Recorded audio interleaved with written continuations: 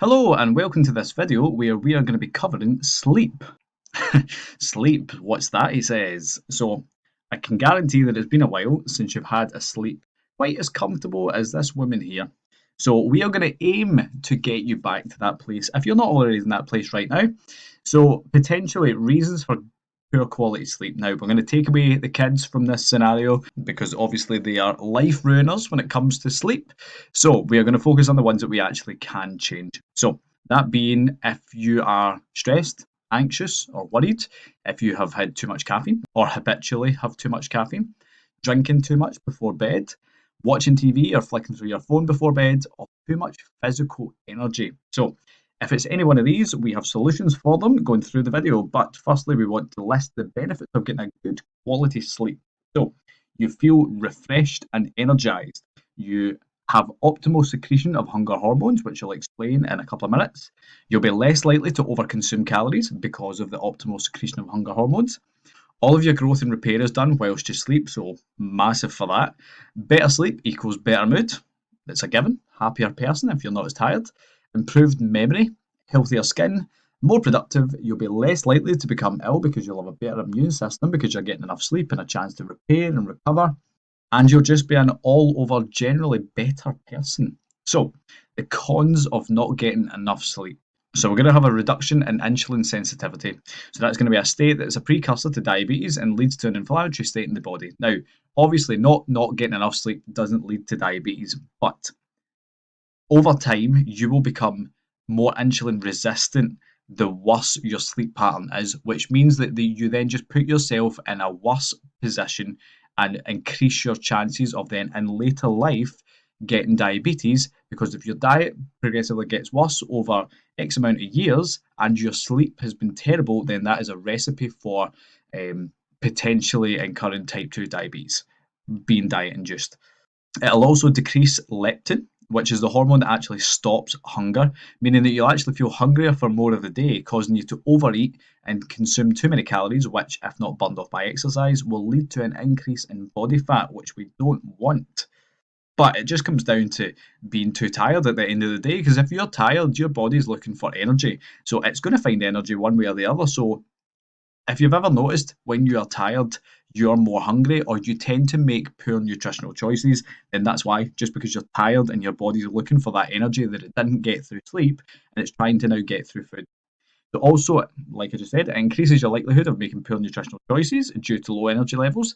Difficulty waking up in the mornings. A lack of sleep will cause cortisol, which is your stress hormone, to increase and decrease at wrong times, which I will move on to in a second. So your normal daily cortisol pattern should start off high in the morning and gradually decrease as the day goes on. So when you're sleep deprived, your cortisol levels will be very low in the morning and gradually increase as the day goes on, meaning you'll be very alert at night, causing you to toss and turn and lay awake for hours. This can be described as a reverse cortisol pattern. Now, I only go through cortisol patterns with people that are displaying the signs and symptoms of having it. So, for example, if you're somebody who is very sluggish and you find it really, really hard to get up in the morning, but you are absolutely bright as a button at night, and not in terms of being energetic, but in terms of being mentally alert. So, for example, when you try and go to bed, you just can't switch off. You've got 101 things rumbling about inside your head, you're tossing and turning, and this is happening all the time. So, this is where we will look at, right, okay, is this person's cortisol increasing and decreasing at the wrong times of the day? So, if you have never seen a circadian rhythm, then this is it. So, essentially, this is a diagram showing how your body should rise and then go through its day in an ideal world. But if you have, so this again, it doesn't show the cortisol levels on this, but essentially, your cortisol levels should be at the highest they are going to be throughout the day in the morning. And then gradually, as the day goes on, it decreases and decreases until it's at its lowest at night. Meaning, so your cortisol level being your stress hormone. Now that it's not a bad thing. Cortisol is there for a purpose. So in an ideal world, back in the days where we used to sleep below the stars, we would wake up naturally with the sunrise. So by the sun rising, that actually increases your cortisol levels, which then get you up, which if because obviously now in modern day society we've got blackout blinds, winter mornings don't help as well. That's why it's harder to get up. It's easier to get up in the summer mornings because the sun's rising and it actually your body recognises that it is and it starts to wake you up through rising the cortisol levels. So if somebody's got a reverse cortisol pattern, then essentially they're all topsy turvy. So they're very alert in the evening and when they go to bed, and then they're very, very sluggish in the morning, find it really, really hard to get up. But that's only something I would delve into an individual with once we discussed and had a good conversation about what their habits were, what what their lifestyle was like, and find out a bit more about it. So the solutions. So we want to get a good pre-bed routine for somebody who doesn't already have one. So for example, if you say you have your dinner and then you get the dishes done, get the kids to bed, do whatever you need to do, tidy up, and then you sit down. And then that's when you have your you time, you sit down and watch telly at night. Now, say you watch telly till like say half 11, maybe 12 at night. Now, that ideally is not great because when we are spending too much time watching TV at night, not only are we not getting to bed when we ideally need to, but there's something called blue light. So when we are looking at our phones and when we are looking at TV screens and laptops, we are looking at something called blue light, which is very stimulating for the eyes and brain. So if you've ever tried to, when you can't sleep, grab your phone and just flick through your phone endlessly, and you can't switch off. You're awake. Nothing is working. You can't get to sleep at all. Then it's because your blue light filter, or sorry, it's because your blue light is still stimulating your eyes and brain. So what you can do on your phone or your laptop is you can turn on the blue light filter. So whatever phone you've got, you can just look up how to turn on your blue light filter, and then it turns the screen orange. Now you can set it to however what degree of orange you want, but what that does is it takes away the blue light. So essentially that's the difference of reading something off your phone with all the bright light versus reading a book.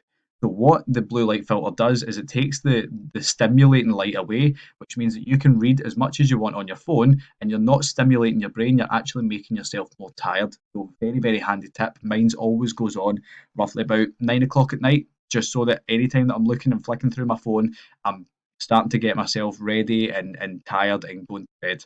Also, expending as much energy as possible. So if you haven't burnt enough energy through the day, that could be an avenue to explore as well, because you might just find that you've just got pent up physical energy which just needs burned off. Reducing stress, that's a biggie. If you are one for overthinking things and as soon as your head hits a pillow, you start to overthink things, and there's 101 things and there's one thing in your head that turns into two things, it turns into four, it turns into 200, then reducing your stress is a big one. Reducing your caffeine intake. So if you notice that you actually do drink quite a lot of caffeine, then instantly we would look to reduce that, probably by adding in more water or juice through the day so that you can't drink as much coffee. Like I said, the blue light filter. Reading, if you want to read a paperback book, then you can. If not, you put on the blue light filter and you read something on your phone.